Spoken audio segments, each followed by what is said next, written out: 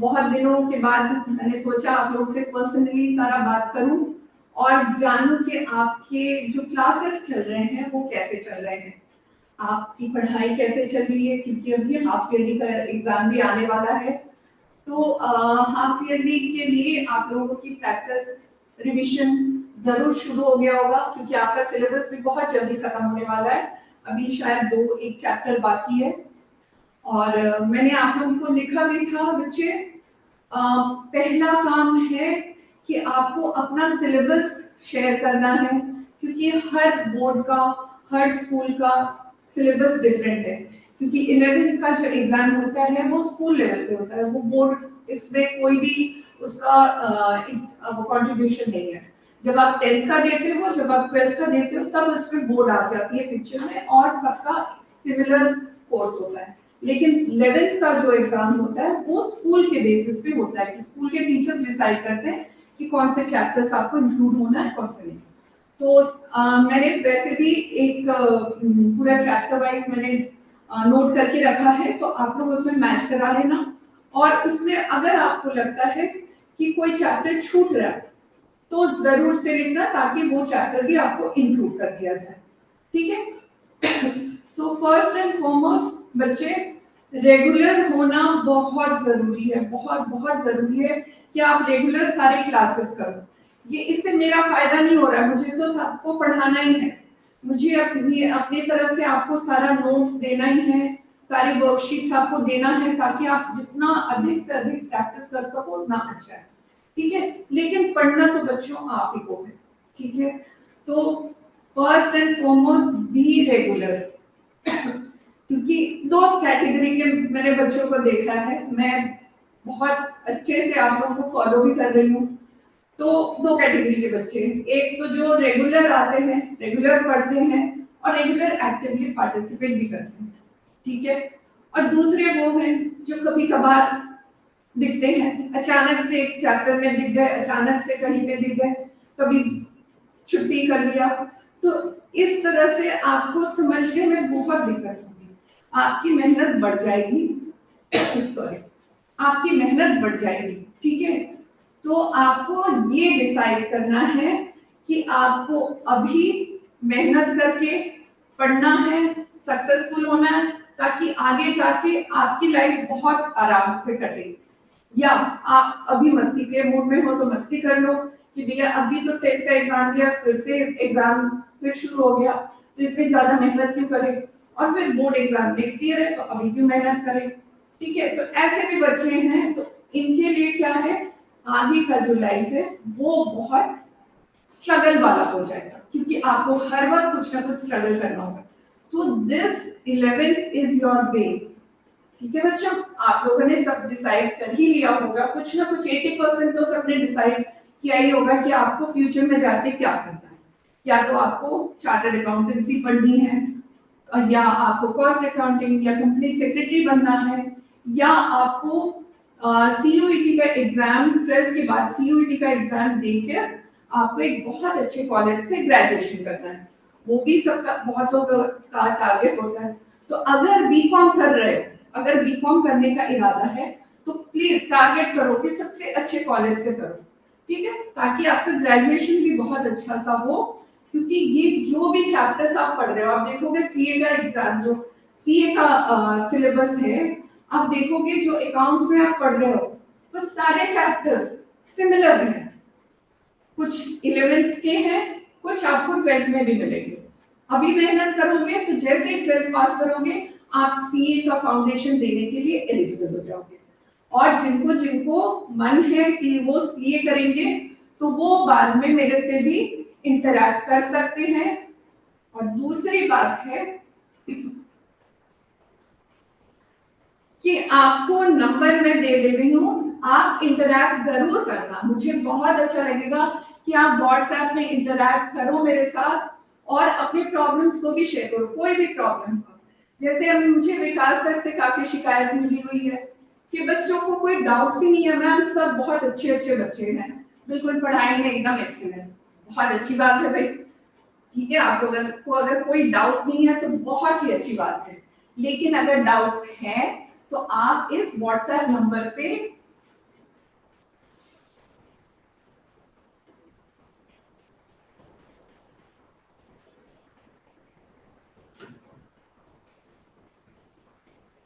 आप नोट कर लो 9873730224 या 9336921302।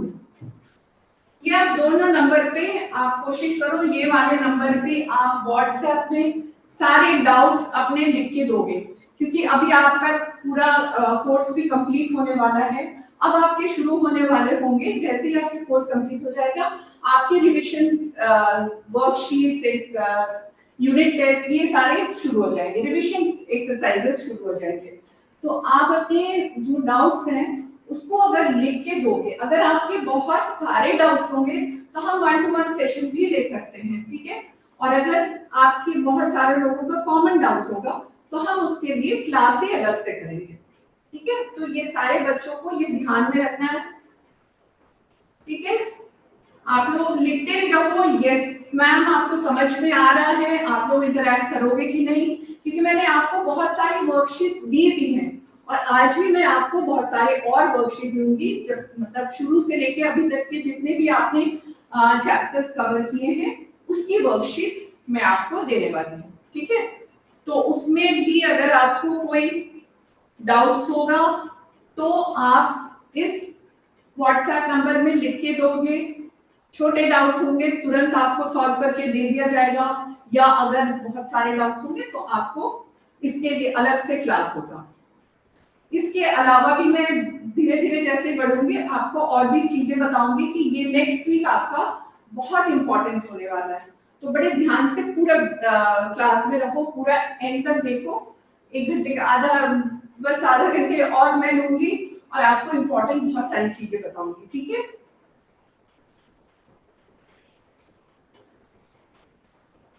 ये देखो, ये भी है आप एग्जाम्स आपके लिए क्या मायने रखता है, सिर्फ पास होना है।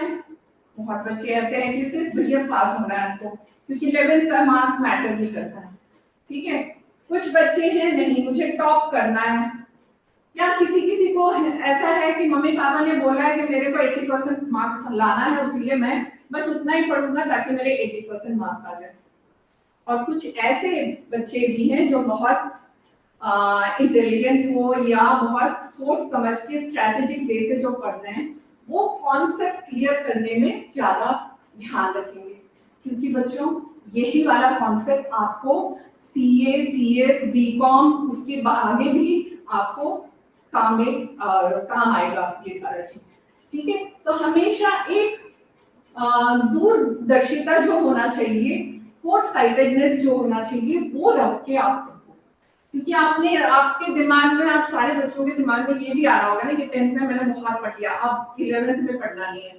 बहुतों के दिमाग में ये भी आता है कि 11th है, हाफ ईयरली है, क्या पढ़ेंगे, ठीक है। ये सब होना नहीं चाहिए। आप अभी से पढ़ोगे, आप देखोगे 12th में जब बोर्ड का एग्जाम दोगे तब देखना प्रेशर कितना कम होगा, ठीक। तो पहला काम है, मैंने आपको बोला है सिलेबस शेयर जरूर करना, क्योंकि सबके सिलेबस डिफरेंट है। तो जैसे अकाउंट्स में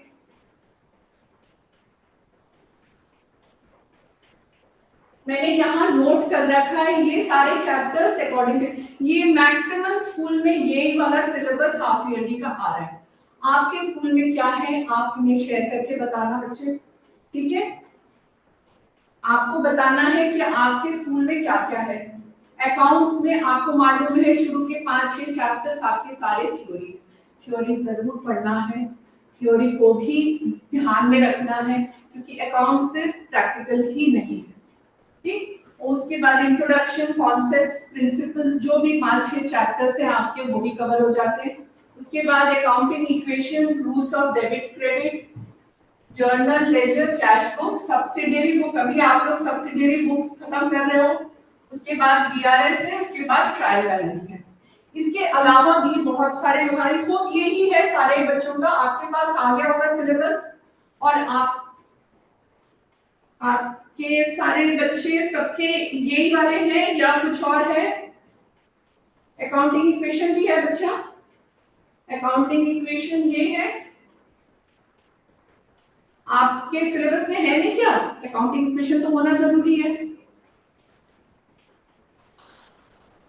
ओके ओके, कोई बात नहीं, बहुत छोटा सा चैप्टर है, आपको ध्यान में रखना है, क्योंकि ये हो सकता है कि थ्योरी ही आ जाए। ठीक है, कुछ कुछ थ्योरीज भी आते हैं, क्योंकि आपको मालूम है कि अकाउंट्स में आपके थ्योरी में भी अराउंड 20 एमसीक्यूज आएंगे। ठीक है, इस थ्योरी को अटेम्प्ट करने के लिए आपको ये जो शुरुआत के कुछ चैप्टर्स हैं वो बहुत जरूरी है पढ़ना, और उसके अलावा भी जो प्रैक्टिकल जो चैप्टर्स भी है ना, उसकी भी जो थ्योरीज हैं वो भी इम्पोर्टेंट है। इसीलिए आपकी कोशिश होनी चाहिए कि एनसीईआरटी की बुक को जरूर फॉलो करो पूरा। NCERT is a must. ठीक है, एनसीईआरटी बहुत इंपॉर्टेंट है, इसको इग्नोर नहीं करना। एनसीईआरटी बुक्स के पीछे जो क्वेश्चंस हैं, शॉर्ट एमसीक्यू, ये सारे क्वेश्चंस को जरूर कर लो। ये इतना आपका कॉन्सेप्ट क्लियर करता है कि आप विश्वास भी नहीं करोगे। कुछ चीज में डाउट होता है ना, मैं कुछ एमसीक्यूज भी मैंने इसमें ऐड किया हुआ है, टाइम रहेगा तो हम एमसीक्यूज भी थोड़ा सा करेंगे। तो आप वो जो एमसीक्यूज करते हो ना, उसमें इतना कॉन्सेप्ट क्लियर होता है कि आप विश्वास नहीं करोगे। सो हर चैप्टर के पीछे जितने भी शॉर्ट क्वेश्चंस है उसको जरूर जरूर से पढ़ो। ठीक, उसके बाद अगर किसी को रेफरेंस बुक की जरूरत है, जैसे एनसीईआरटी में बहुत कम क्वेश्चंस हैं, इलस्ट्रेशंस जितने हैं सब पूरा करना है।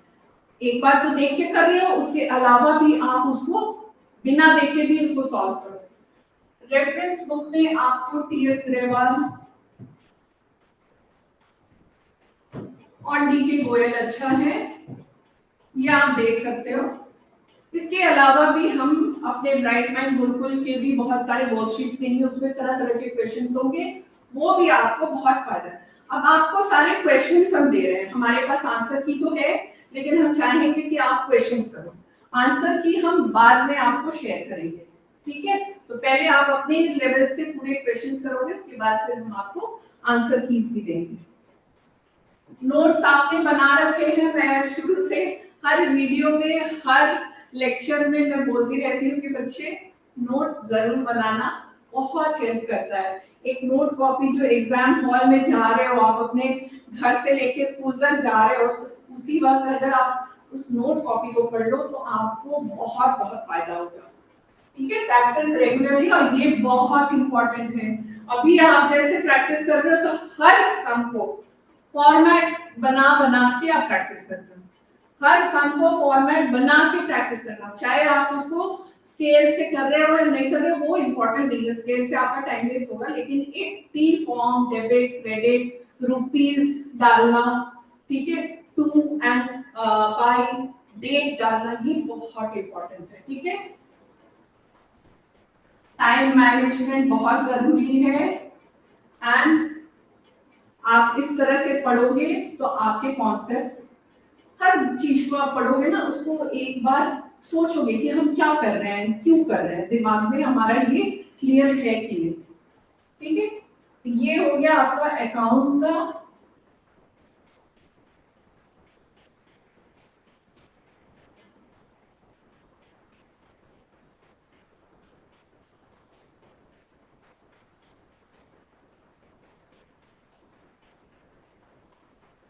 बिजनेस स्टडीज का, आप लोग बिजनेस स्टडीज और इकोनॉमिक्स में कैसे पढ़ रहे हो मुझे नहीं मालूम है, क्योंकि आप लोग बहुत ज्यादा इसमें फॉलो नहीं कर रहे थे, तो बहुत कम बच्चों का अटेंडेंस था। लेकिन बिजनेस स्टडीज में फिर भी मैं आपको बता देती हूँ, बिजनेस स्टडीज की सिलेबस ये है। अगर आप लोगों का कुछ और है तो इसमें ऐड करना बच्चे। ठीक है, ऐड करके सबको ये अपना सिलेबस देना, क्योंकि हम अभी आपको नेक्स्ट वीक से एक वन शॉट क्लास करवाएंगे, तो वो बहुत इंपॉर्टेंट है, उसके बारे में हम आगे बताएंगे आपको क्लियरली। लेकिन अगर आपको लग रहा है कि बिजनेस स्टडीज में भी कोई चैप्टर है जिसमें आपको पूरा रिविजन चाहिए, तो वो भी आप लिख के बताओ। बिजनेस स्टडीज में बताओ आप सारे बच्चों को चाहिए किसी को हेल्प इसमें, या आप लोग अपने आप से इसको कर ले रहे हो? यस नो बताओ बच्चे।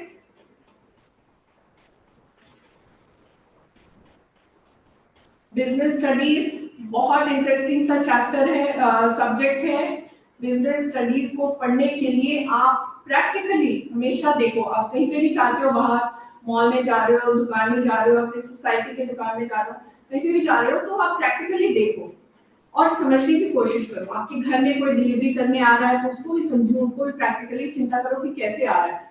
तो जो बिजनेस स्टडीज के क्वेश्चंस हैं, इसको आप अगर रियल लाइफ एग्जांपल के साथ आप अगर करोगे, आप आंसर करोगे, तो बहुत मार्क्स आएंगे इससे। ठीक है, इसको भी जल्दी जल्दी हम बता देते हैं आपको। एनसीईआरटी थ्योरी, आपको कोई रेफरेंस बुक की जरूरत नहीं है, एनसीईआरटी इनफ है। ठीक है, और फिर पॉइंट्स बना बना के पढ़ना है आपको। ऑब्जेक्टिव्स, एडवांटेजेस, डिसएडवांटेजेस, ये सारी चीजों में आपको पॉइंट्स आपको लर्न करना है और पॉइंट्स को आपको एलैबोरेट करना है। ठीक है, फिर जो इंपॉर्टेंट चैप्टर्स हैं, इंपॉर्टेंट टॉपिक्स हैं, चैप्टर्स नहीं टॉपिक्स। जैसे फर्स्ट चैप्टर में आपको classification of business activities, business risk, characteristics of business, इसमें से आपके क्वेश्चंस आएंगे ही आएंगे।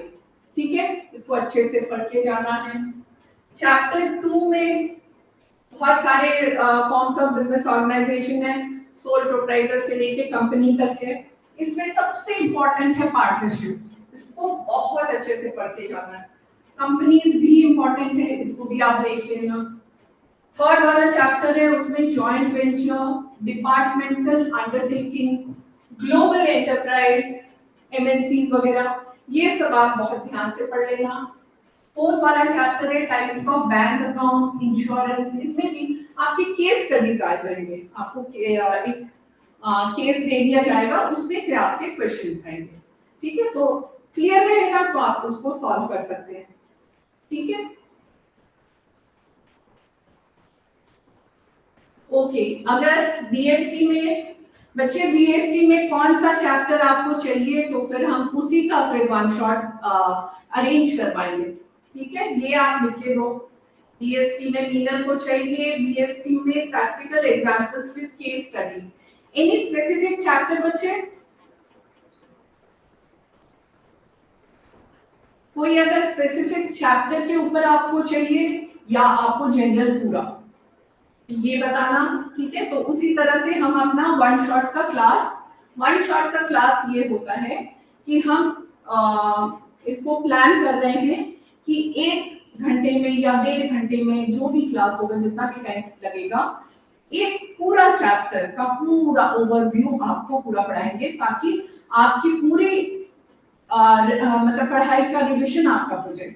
जैसे सपोज हम 26 से स्टार्ट करने वाले हैं वन शॉट क्लासेस, तो आप क्या करोगे, हम आपको पहले ही बता देंगे कि कौन सा आपको चैप्टर या कौन सा सब्जेक्ट, कौन सा टॉपिक होने वाला है। तो क्या होगा कि आप लोग इसको पढ़ोगे, पढ़ के आओगे, उसके बाद जब देखोगे तो आपको कोई मतलब बाद में इतना मेहनत करके रिविजन करने की भी जरूरत नहीं होगी, वो ही एक पूरा रिविजन क्लास होगा। ठीक है, तो मानवी ने लिखा है पब्लिक, प्राइवेट, ग्लोबल एंटरप्राइजेस। ठीक है, बाकी फर्स्ट चैप्टर तो बहुत इजी है, पॉइंटर्स आपको याद करना है, उसको इलैबोरेट करने की आपको क्वालिटी आनी चाहिए। ठीक है, ओके।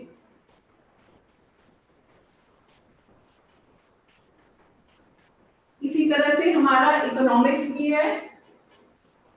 इकोनॉमिक्स में भी ये सारे 6 चैप्टर्स हैं। इसमें भी आपका माइक्रो है और स्टैट्स है। ठीक है ना, स्टैट्स तो थोड़ा इजी होगा क्योंकि आप लोगों ने 10th में पूरा पढ़ा था। वो माइक्रो है, एनसीईआरटी के क्वेश्चंस करोगे, पीछे जितने भी क्वेश्चंस है सबको आप करोगे। कॉन्सेप्ट्स आपके क्लियर होना चाहिए इकोनॉमिक्स में। ठीक है, क्योंकि आपके पास कॉन्सेप्ट क्यों क्लियर होना चाहिए, economics is only about concepts. Why? Because you don't get direct questions, आपके पास डायरेक्टली कोई क्वेश्चन आएंगे नहीं। ठीक है, तो आपको वो क्वेश्चन, आपका कॉन्सेप्ट अगर क्लियर रहेगा तो उस टॉपिक पे कोई भी क्वेश्चन वो फ्रेम करके दे तो आप सॉल्व कर सकते हैं। उस तरह से आप अपनी तैयारी करो। फॉर्मूला और कैलकुलेशंस पे ध्यान देना है, और ग्राफ, ग्राफिकल रिप्रेजेंटेशन, ये सब। इसमें भी बच्चे, अगर आपको कोई भी टॉपिक पे आपको वन शॉट चाहिए ये भी आप लिख सकते हो, ठीक है।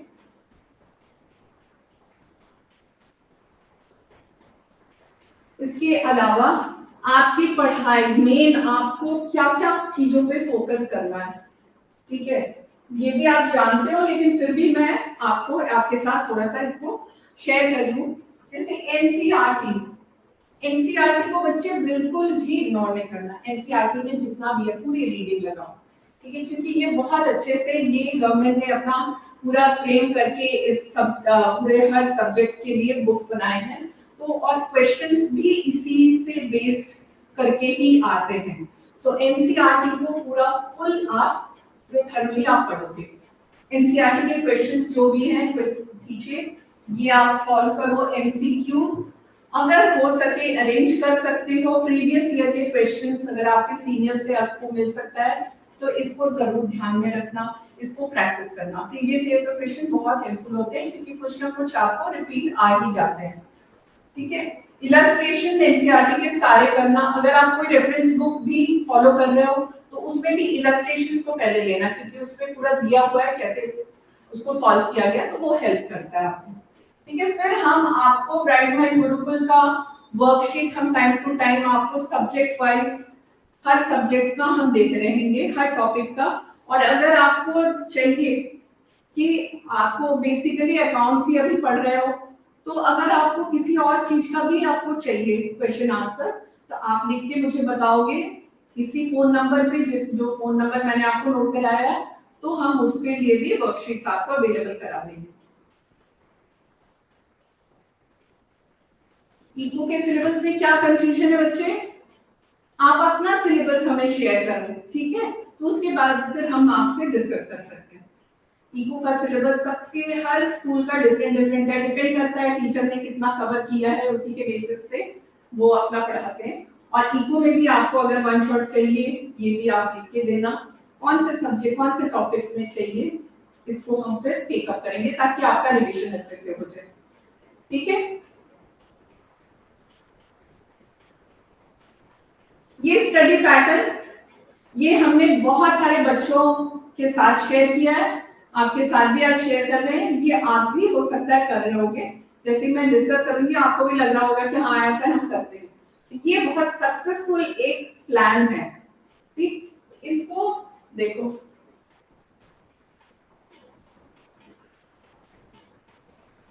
सबसे पहली बात है कि आप एक साथ एक जगह पे बैठ के आप कंटिन्यूअसली कितने देर पढ़ सकते हो, ठीक है। बहुत सारे बच्चों का डिफरेंट डिफरेंट होगा, कोई 10 मिनट से ज्यादा बैठ नहीं सकता है, कोई आधा घंटे में ही उठ जाता है, उसको ब्रेक चाहिए, कोई उससे भी ज्यादा 1 घंटा पढ़ लेता है। बेसिकली आपको करना चाहिए 2 घंटे। अभी जैसे एग्जाम का टाइम है तो सारी चीजों को छोड़ दो, सारे मौज मस्ती फोन वगैरह टीवी घूमना फिरना थोड़े कुछ दिन के लिए बंद कर दो, और पढ़ाई का ये स्ट्रेटेजी रखो, एक साथ 2 घंटे बैठ के अगर कोई टॉपिक लिया है तो 2 घंटे मिनिमम उसको बैठ के करो।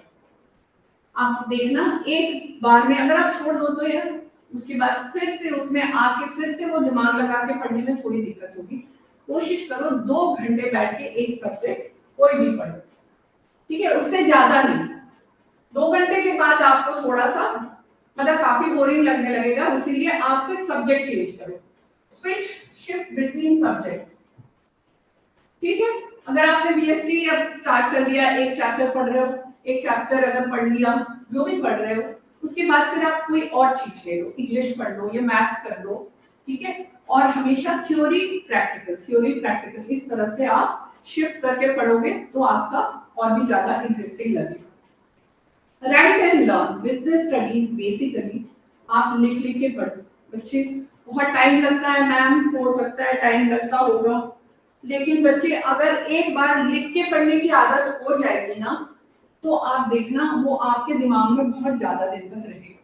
सो ट्राई करो लिख लिख के पढ़ने की। आपको लगता है ना ऐसे कि हमने पढ़ लिया लर्न हो गया, ओके ठीक है, फिर दूसरे दिन तीसरे दिन चौथे दिन आप देखोगे आप बहुत चीज भूल रहे हो, लेकिन अगर आप लिखोगे तो वो आपके माइंड में मैप हो के रहेगा, ठीक है। तो आप लिख के जरूर पढ़ना, इस चीज की कोशिश करो।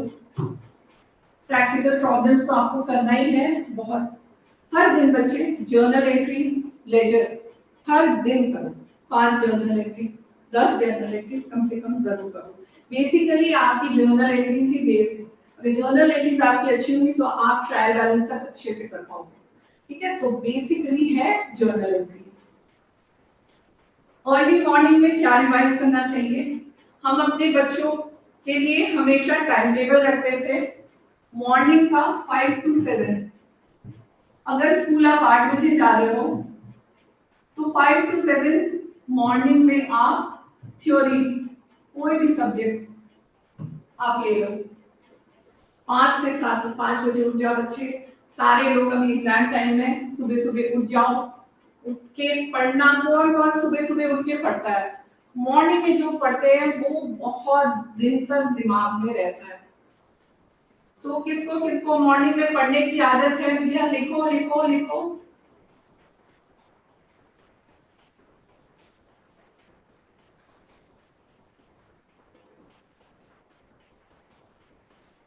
मैं फिर भी चार्टिंग करके बताती हूँ। 5 से 7 बजे तक आप थ्योरी कंप्लीट करो। स्कूल आप हो सकता है 3 o'clock तक आप वापस आ जाते होंगे। 4 से स्टार्ट करो या 5 से स्टार्ट करो, फिर 5 से 7 अगेन कोई प्रैक्टिकल प्रैक्टिस क्वेश्चंस कर लो। 7 to 9 फिर एक और सब्जेक्ट रख लो। आप चाहे इसमें थ्योरी अगर कर सकते हो, इको या कोई भी थ्योरी, ठीक है। फिर आप 9 बजे से 11 बजे तक का समय रखो, इसमें भी आप प्रैक्टिकल करो, चाहे उसमें अकाउंट्स रहे, चाहे इकोनॉमिक्स रहे, चाहे मैथ्स रहे, कोई भी चीज, ठीक है।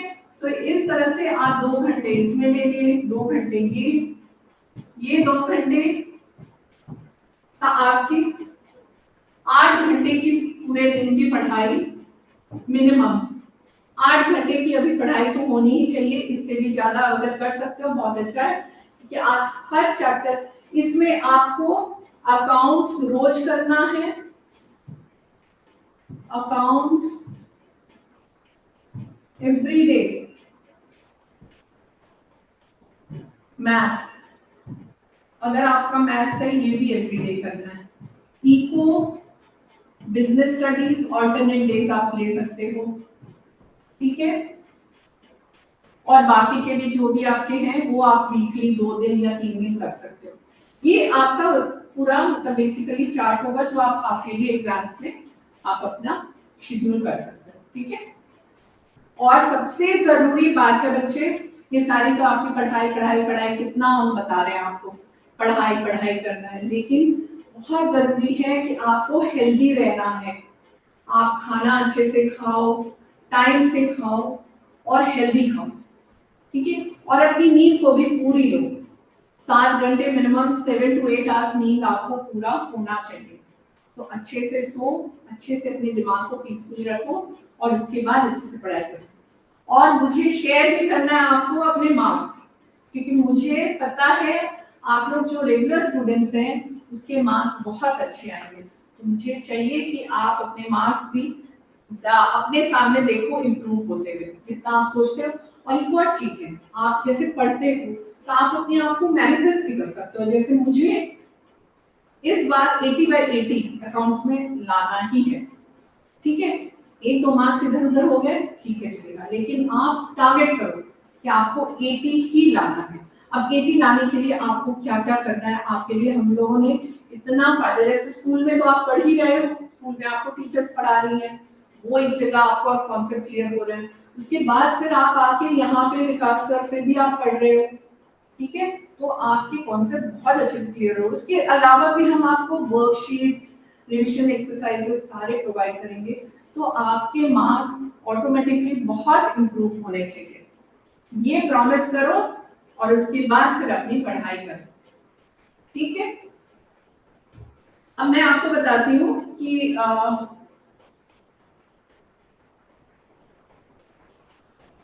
थोड़ा सा मार्किंग स्कीम के बारे में भी आपको थोड़ा सा जानकारी दे दूँ किस तरह से मार्क्स होते हैं, ठीक है। जैसे मैंने ये अपना सीबीएसई के साइड से ही हमने डाउनलोड किया है कि आपकी मार्किंग स्कीम होती कैसे है। आपको बहुत बच्चों को कंफ्यूजन रहता है ना कि मैम मेरे को स्टेप्स में मार्क्स आते हैं या पूरा क्वेश्चन जब पूरा टैलीड हो जाता है, मार्क्स पूरे सारे करेक्ट होंगे तभी हमको मार्क्स मिलेंगे या एक एक स्टेप पे मार्क्स मिलेगा। मैं बताती हूँ। जैसे ये है मार्क्स, ये है 8 मार्क्स का क्वेश्चन है, ठीक है। इसमें क्या है, राखी स्टार्टेड हर बिजनेस, तो following transactions took place in the month of her business. जब वो बिजनेस करेगी उसमें ये सारे उसके ट्रांजैक्शंस हैं। Started business with cash, purchase furniture, purchase goods from Roy on credit, sold goods for cash, sold goods to Neel and pays GST. ये भी बताना बच्चे आप लोगों का जीएसटी भी टॉपिक में है कि नहीं। जीएसटी आप लोगों का है क्या, मानवी मीनल आप लोग, क्योंकि कुछ क्वेश्चंस ऐसे आते हैं जिसमें आपको जीएसटी के क्वेश्चंस भी आते हैं, है क्या। ओके ओके, तो आपको जीएसटी के बारे में भी अगर आपको चाहिए क्लास में ये भी पढ़ा दिया जाएगा। और मैं आपको वर्कशीट्स भी, अभी तक मैंने जो वर्कशीट्स अपने तैयार किए हैं उसमें मैंने जीएसटी वाले छोड़ दिए, तो अभी आज जो शेयर करने वाली हूँ वो तो ऐसे आप कर लेना, बाकी मैं आपको जीएसटी वाले क्वेश्चंस भी शेयर कर दूंगी, ठीक है। ये है, अब क्वेश्चन क्या है, record this transaction in the books of Rakhi and post them in appropriate ledger accounts, ठीक है।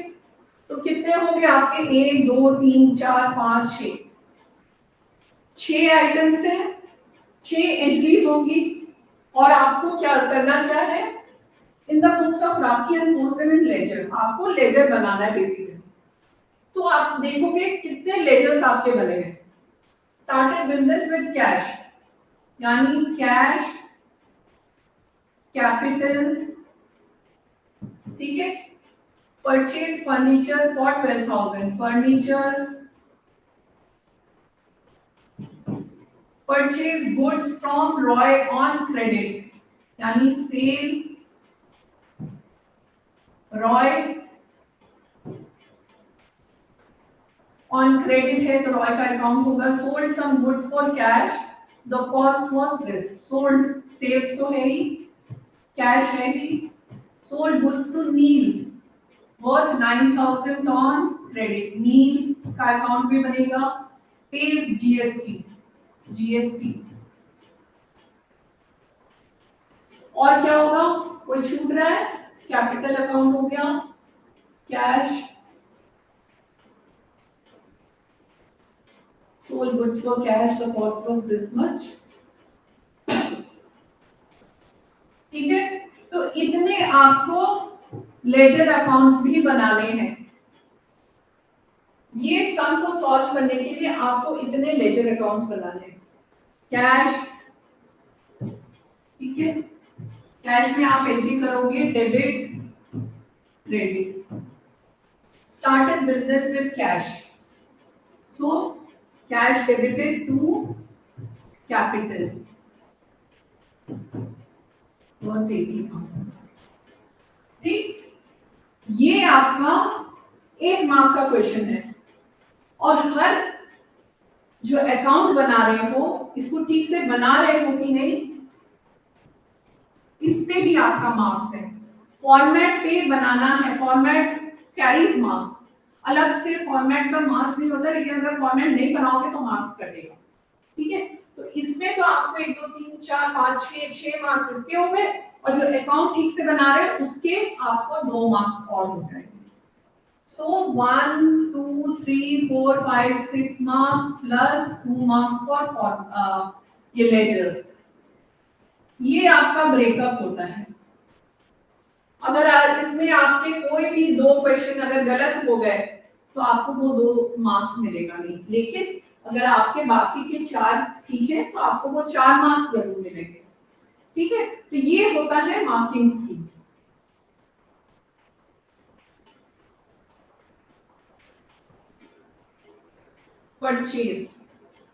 Purchase furniture for 12,000 purchase goods, yes,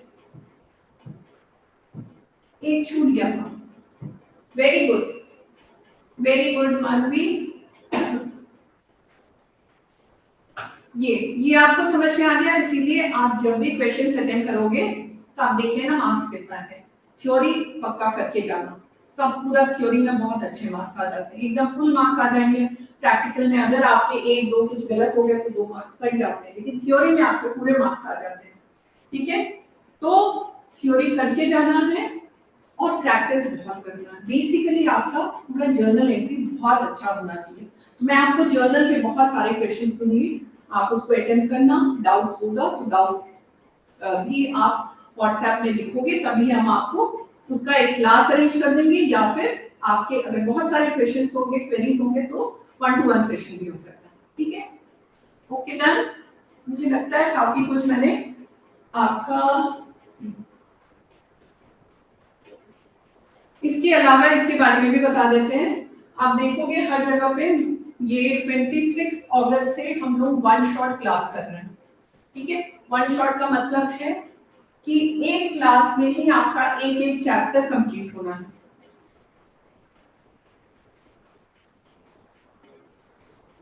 twenty six अगस्त से स्टार्ट होगा, 26 या 27 से अभी सोच के रखो, अगर 26 से ही आपका स्टार्ट करूंगी। ठीक है, ताकि आपके जितने भी आपने अभी तक पढ़ाई की है उसमें, जैसे सपोज थ्योरी आपको पढ़ना है पूरा, तो एक दिन आपका पूरा थ्योरी ही हो सकता है। तो आप इसमें ना और भी अच्छा होगा अगर आप लोग अपना चॉइस भी लिखोगे कि इस चैप्टर में मुझे प्रॉब्लम हो रही है, तो इसका एक वन शॉट आप करवाइए। इसको जरूर अटेंड करना, सेम टाइम पे होगा, 8 बजे से 9 बजे तक का होगा, या हो सकता है थोड़ा और भी एक्सटेंड हो जाए, अगर एक क्लास में नहीं हो रहा है तो 1.5 घंटे का क्लास भी हो जाएगा, या 2 क्लास हो जाएगा, जैसे भी हो।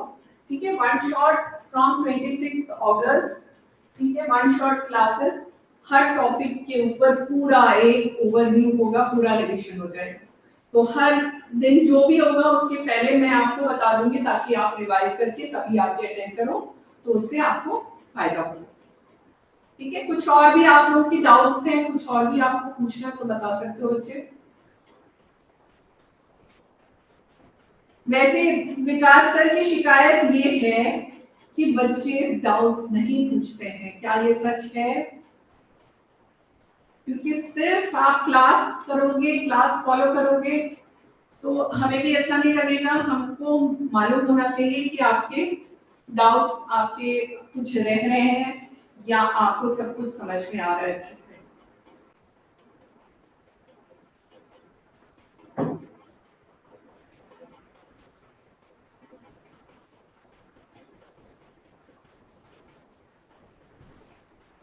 और सबको ये अपना सिलेबस जरूर शेयर कर देना, और आपके, हाँ दूसरी चीज है, आपके एग्जाम कब से हो रहे हैं ये भी जरा लिख के बताओ, कब से आपके एग्जाम, हाफ ईयरली के एग्जाम्स कब से हैं? दिसंबर, दिसंबर में नहीं होगा, सितंबर में सारे बच्चों का हो रहा है। अभी सितंबर में आपके हाफ ईयरली होंगे, फर्स्ट एग्जाम तो सितंबर में है यहाँ पे। ओके, तो आपकी फिर तो सिलेबस में डिफरेंट होगी मीनल। सिलेबस में आपके और भी कुछ कुछ चैप्टर्स हो सकता है इंक्रीज हो, क्योंकि हाँ, ठीक ठीक, ओके ओके, आप लोग अपने सिलेबस को शेयर कर देना। ठीक है, क्योंकि मैक्सिमम बच्चे जो सीबीएसई वाले स्टूडेंट्स हैं, जो यहाँ पे यूपी के हैं, स्टेट के हैं, या फिर वेस्ट बंगाल के हैं, और इधर के नॉर्थ साइड के जो हैं, तो मैक्सिमम लोगों का मैंने जो बात की है उसमें स्टूडेंट्स का अभी सितंबर में ही एग्जाम होने वाला है। तो इसीलिए हम लोगों ने वन शॉट को भी प्लान किया हुआ है, ताकि ये कंप्लीट हो जाए अभी तो यूनिट्स।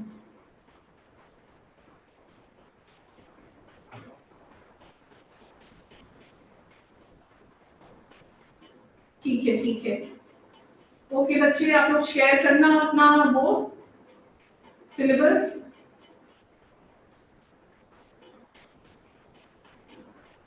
सिलेबस अपना शेयर करना, तब और भी ज्यादा इजी होगा।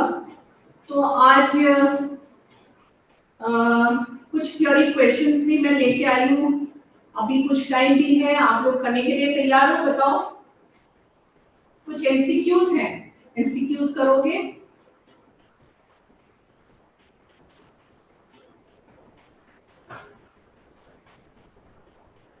ये जो एमसीक्यूज हैं, ये एमसीक्यूज आपके 20 मार्क्स के आते हैं, और ये बिल्कुल अगर कॉन्सेप्ट आपके क्लियर है तो आप यस और नो ही करना होता है, आपको चॉइस वो होता है।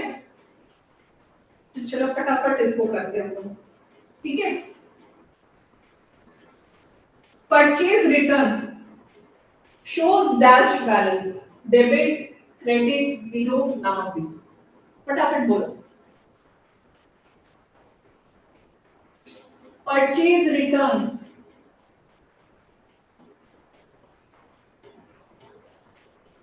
यस, बिल्कुल सही। क्यों? क्योंकि परचेज आपका डेबिट होता है और परचेज रिटर्न्स आपका क्रेडिट होता है। Sale of business assets on credit is recorded in which book? इसे बताओ। Sale of business assets on credit, जब भी पढ़ोगे, क्वेश्चंस भी करोगे तो हाईलाइट करना कि कौन सा चीज को स्ट्रेस किया जा रहा है। Sale of business assets on credit, business assets जब भी होगा जर्नल प्रॉपर, ठीक है। सेल्स बुक में क्या आ जाएगा? सी, सी क्यों है? Special journal. स्पेशल जर्नल ही जर्नल प्रॉपर ही होता है, बिजनेस एसेट का बुक, ठीक है। हाँ, ऑलमोस्ट ऑलमोस्ट। जर्नल प्रॉपर ही उसका प्रॉपर वो है, स्पेशल जर्नल्स हम लिखते नहीं है इसको, जर्नल प्रॉपर में ही हम एंट्री करते हैं। सेल्स बुक में नहीं होगा क्योंकि सेल बुक में सिर्फ गुड्स वो आएगा, ठीक है। तो journal proper is the right answer. अब assets in the balance sheet are shown at cost less depreciation rather than their replacement cost because of which accounting conventions? ये दोनों को मैं बता रही हूँ आपको, अकाउंटिंग प्रिंसिपल्स, कॉन्सेप्ट्स और कन्वेंशंस वाला चैप्टर बहुत अच्छे से करके जाना है, क्योंकि इसमें से आपके थ्योरी क्वेश्चंस जरूर आएंगे, बहुत सारे आते हैं, ठीक है। तो ये वाला थ्योरी जो चैप्टर है इसको तो जरूर कर लेना। ये अब बताओ, asset in the balance sheet आपको दिख रहे हैं ना अच्छे से? Assets in the balance sheet are shown at cost less depreciation rather than replacement cost.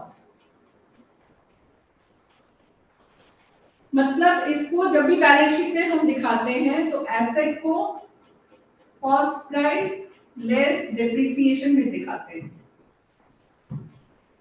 ये वाला वैल्यू दिखाया जाता है। इसको क्यों दिखाया जाता है? कौन सा इसमें कॉन्सेप्ट चलता है?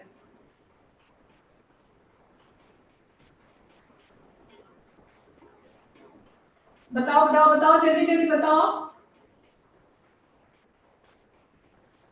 Going concern, matching, realization, money measurement? नहीं, जब they are shown at cost less depreciation इसका मतलब हम गोइंग कंसर्न को, गोइंग कंसर्न कॉन्सेप्ट को हम स्ट्रेस कर रहे हैं। क्यों गोइंग कंसर्न? मतलब कि हमारा बिजनेस चल रहा है एंड कंटिन्यू करेगा, तभी हम कॉस्ट माइनस डेप्रिसिएशन इसको लेके फिर नेक्स्ट ईयर कैरी फॉरवर्ड करेंगे।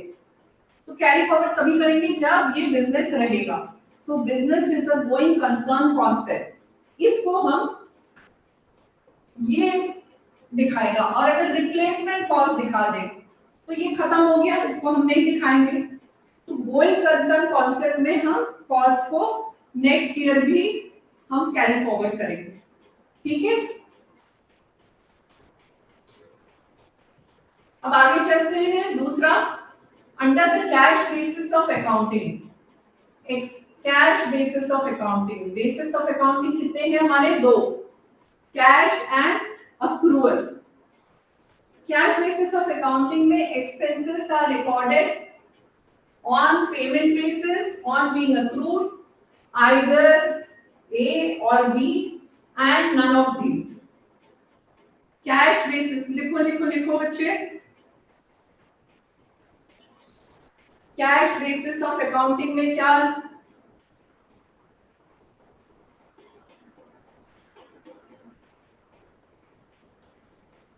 क्या होना चाहिए?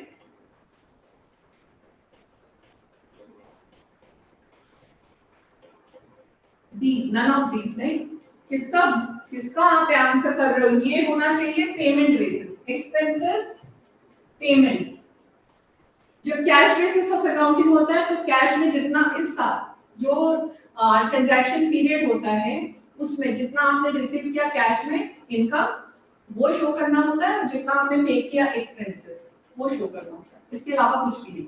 और एक्रूअल जब होता है तो क्या होता है कि ड्यूरिंग द ईयर जितने भी इनकम हुए हैं, जो हमें रिसीव हुए हैं वो, और जो हमें रिसीव होने वाले हैं, मैंने ऑलरेडी सर्विस दे दी लेकिन मुझे रिसीव होगा बाद में, वो भी हम रिकॉर्ड करते हैं ड्यूरिंग द ईयर। ठीक है, हाँ ठीक है, ऑन पेमेंट, राइट राइट। अब नेक्स्ट है एक्रूअल बेसिस ऑफ अकाउंटिंग। ये देखो आ गया आपका एक्रूअल बेसिस ऑफ अकाउंटिंग। इसमें क्या होता है? Recognises outstanding and prepaid expenses, है ना, accrued income and income received in advance, both A and B या none of the above। accrual basis of accounting क्या है? सी, मोनिका ने लिखा है सी, वेरी गुड, सी ही होना है। अब नेक्स्ट है journal proper. Journal proper is meant for recording. Journal में क्या क्या रिकॉर्ड होता है? जर्नल प्रॉपर आपने पढ़ा है, जर्नल प्रॉपर में आपकी क्या क्या रिकॉर्डिंग होती है? Credit purchase of fixed asset या रिटर्न ऑफ गुड्स या all such transactions for which no special journal has been kept for by the business। या सप्लाई ऑफ गुड्स कौन सा होगा? Journal proper. इसमें तो वैसे ही दिख रहा है बेटा बच्चे, all transactions for which no special journal has been kept by the business। The appropriate book to record credit purchase of machinery is credit purchase of machinery. इसमें होना चाहिए क्रेडिट परचेज ऑफ मशीनरी। जो आ गया है, अगर सिर्फ credit purchase होता तो परचेज बुक्स होता, लेकिन जब मशीनरी हो गया है तो journal proper. Very nice.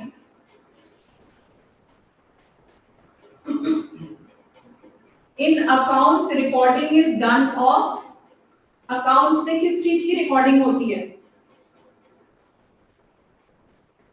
Only financial transactions. B है only non financial transaction, both A and B, या पर्सनल ट्रांजैक्शन ऑफ प्रोप्राइटर। ये तो बहुत सिंपल है। मानवी ए, यस, इसमें ए ही होगा। इसी तरह से बहुत सारे क्वेश्चन है, मैं आपको ये भी शेयर कर दूंगी, कुछ प्रैक्टिकल एक दो क्वेश्चन भी मैं करती हूँ।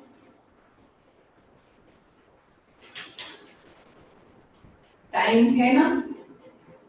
एक बहुत इंटरेस्टिंग सा क्वेश्चन है वो मैं आपके साथ करना चाहती हूँ। एक तो ये भी हो सकता है, ये वाला देखते हैं। ये देखो, पास जर्नल एंट्रीज, ठीक है। Sold goods to Muskan of the list price of 2 lakh at trade discount 20%। इसकी जर्नल एंट्री बनाओ।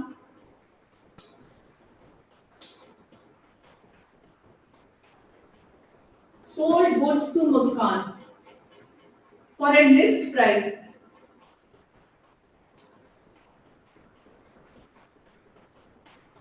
बनाओ बच्चे।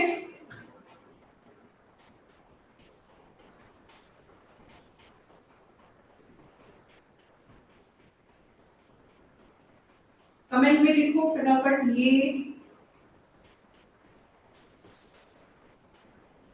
सोल्ड गुड्स टू मुस्कान। तो कौन कौन से दो अकाउंट होंगे on off the list price of 2 lakh and trade discount. तो पहले तो आपको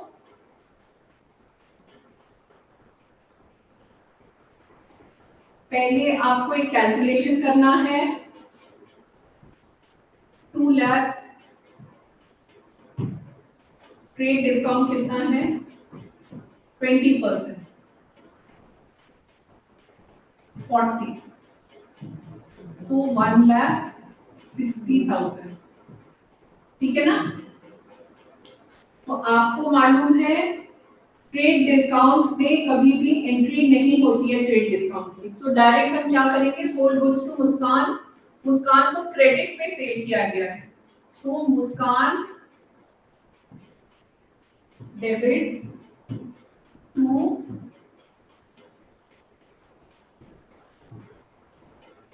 सेल्स 1,60,000, 1,60,000। ठीक है।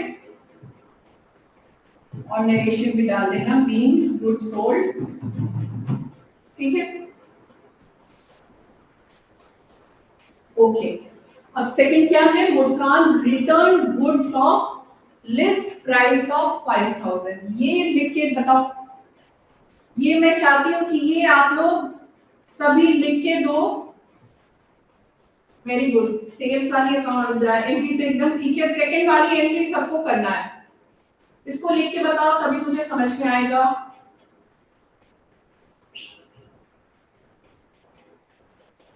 Muskan return the goods.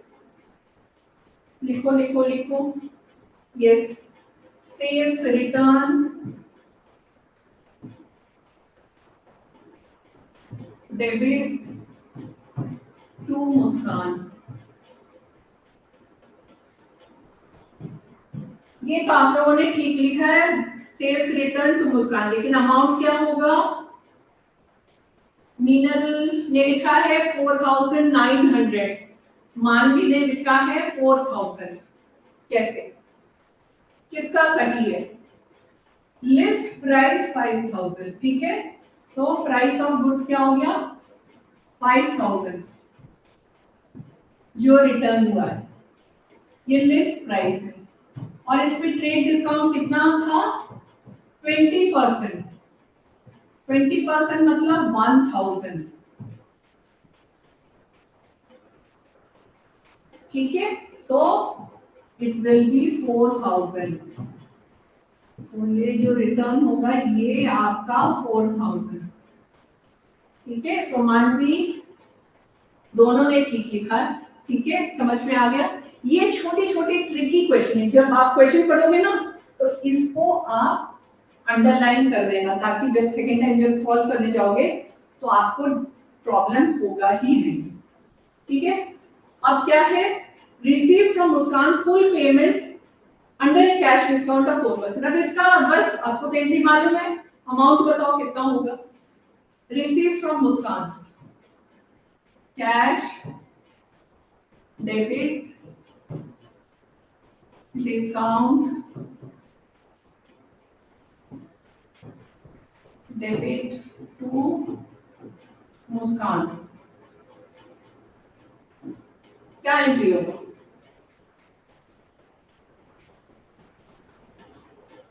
Amount बताओ।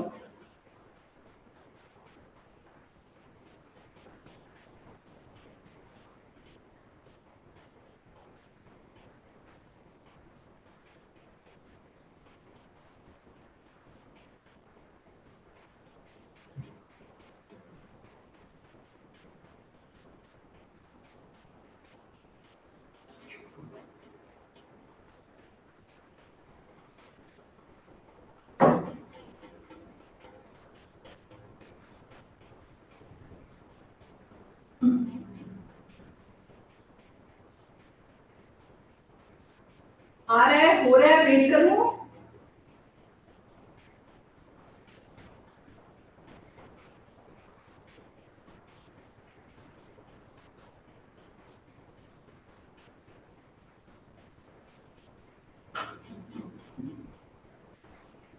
एक गलत आंसर आया है, एक सही आंसर आया है, मैं कैलकुलेट करती हूँ, ठीक है। सो कितना मिलना था? 1,60,000, ठीक है। अब उसमें से 4,000 रिटर्न हो गया, अब कितना हो गया? 1,56,000। इसका आपको कैलकुलेट करना है 4%। 4% क्या हो गया? आपको कितना हो गया? 6240, ठीक है। तो ये क्या हो गया? आपको डिस्काउंट अलाउड है। Receive from Muskan full payment, और उसको डिस्काउंट 6,240। सो डिस्काउंट अलाउड कितना होगा? 6,240।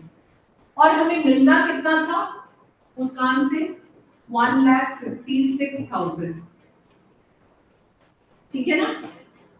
तो मिलना हमें 1,56,000 था, उसमें डिस्काउंट अलाउड है 6,240।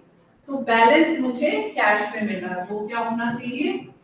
1,49,760।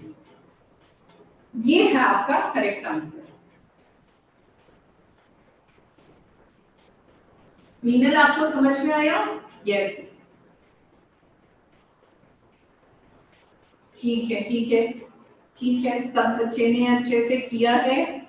एक और क्वेश्चन मैं करना चाहती हूँ, लेकिन टाइम उतना परमिट नहीं कर रहा है, नहीं तो मुझे बड़ा मन था कि आपके साथ ये वाला क्वेश्चन भी करूं। Cash account, debtors account, creditors account, आप करने को तैयार हैं? 10 मिनट और लगेगा। यस यस बताओ, अगर करें तो हम ये ट्राई कर सकते हैं, अदरवाइज ये आप अपने हिसाब से घर पे करना। ओके राइट, चलो बहुत बढ़िया बच्चे हो, इसको कर। Put the following on the proper side of cash account, debtors account, cash account, debtors account और क्रेडिटर्स अकाउंट। इसका मतलब क्या है कि हमें ये जो सम करना है, इसमें ये 3 अकाउंट हमें बनाना है। सो हम क्या करेंगे? एक कैश अकाउंट बनाते हैं,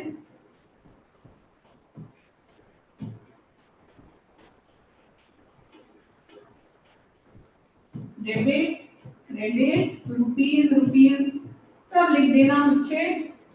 डेटर्स अकाउंट, डेटर्स इसमें कौन है भाई? Sold goods to Shankar, Shankar.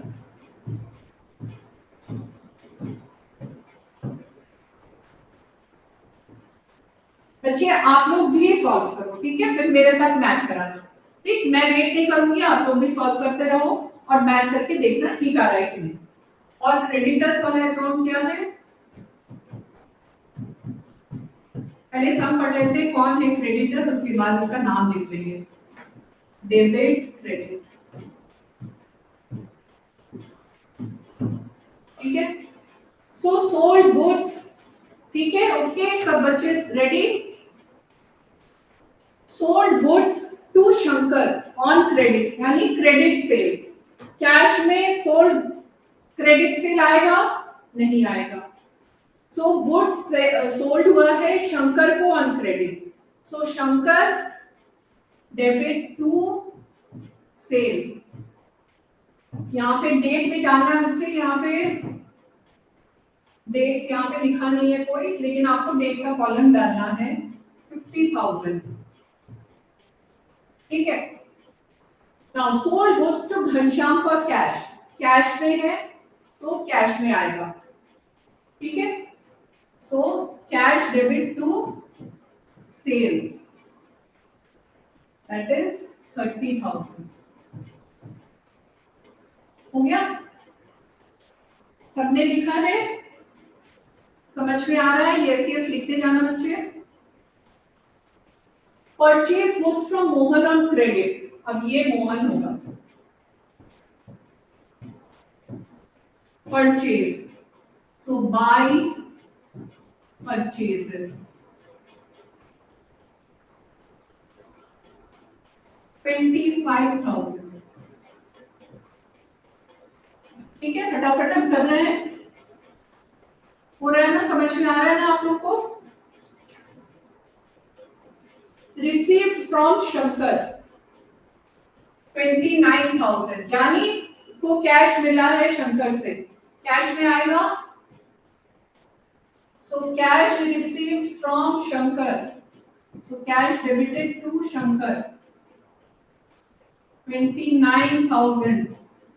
ठीक है, कैश डेबिटेड टू शंकर, अब शंकर का अकाउंट है तो इसने पे कर दिया है बाय कैश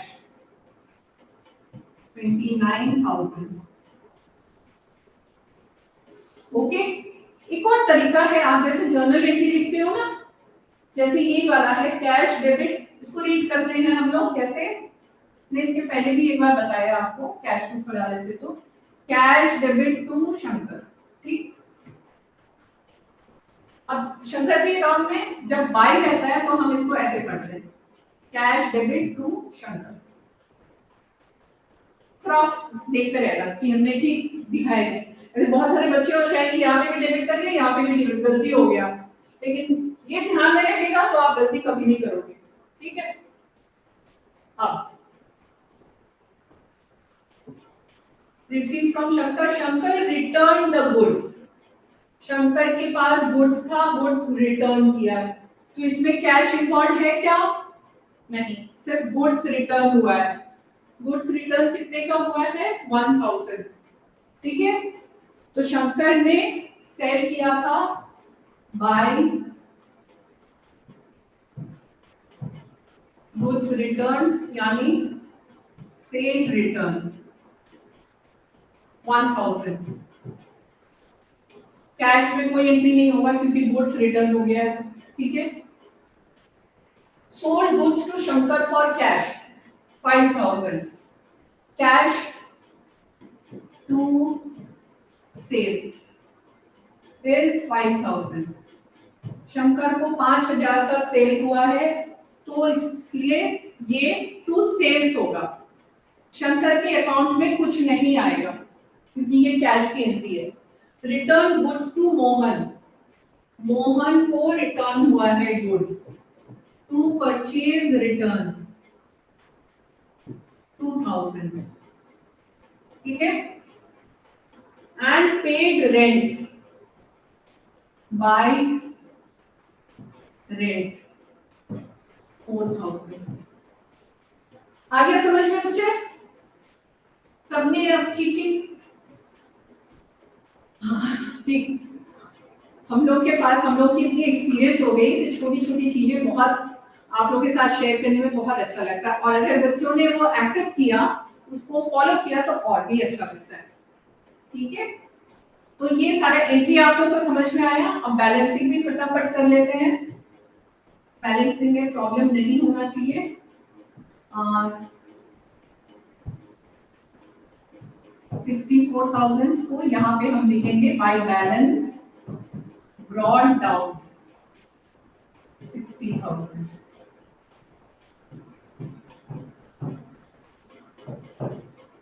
ठीक है, इसी तरह से सजा के आपको करना है और प्रैक्टिस भी इसी तरह से करना। 50,000, सो बाय बैलेंस ब्रॉड डाउन 20,000। ठीक है ना, इसमें भी टू बैलेंस ब्रॉड डाउन 23,000।